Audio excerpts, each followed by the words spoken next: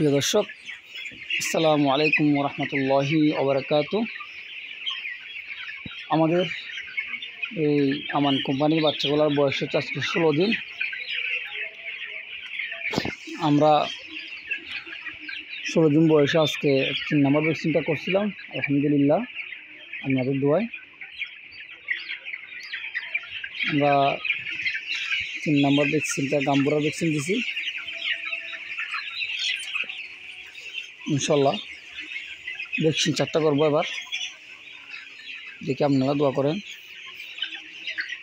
যদি আল্লাহর রহমতে মুরগি সহি সালামতে সব কিছু ঠিকঠাক থাকে তাহলে আমরা ভ্যাকসিন 4টা কিংবা 5টা করব। 3টা অলরেডি করা হয়ে গেছে আমাদের।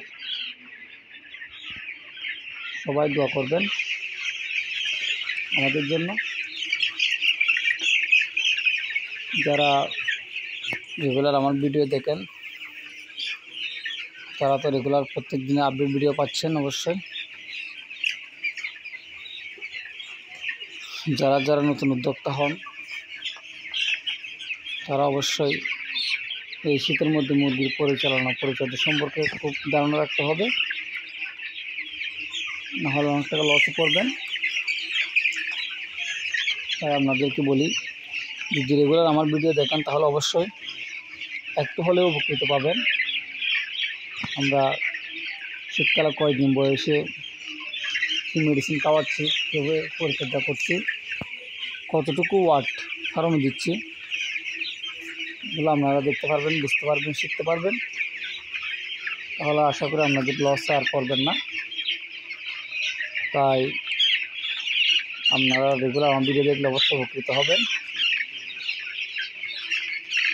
যারা আমার ভিডিও রেগুলার দেখেন তাদেরকে অসংখ্য ধন্যবাদ। আমার চ্যানেলটি সাবস্ক্রাইব করে পাশে থাকবেন, লাইক ও শেয়ার দিয়ে আমাকে উৎসাহিত করবেন যেন রেগুলার আপনাদেরকে ভিডিও আপডেট দিতে পারি।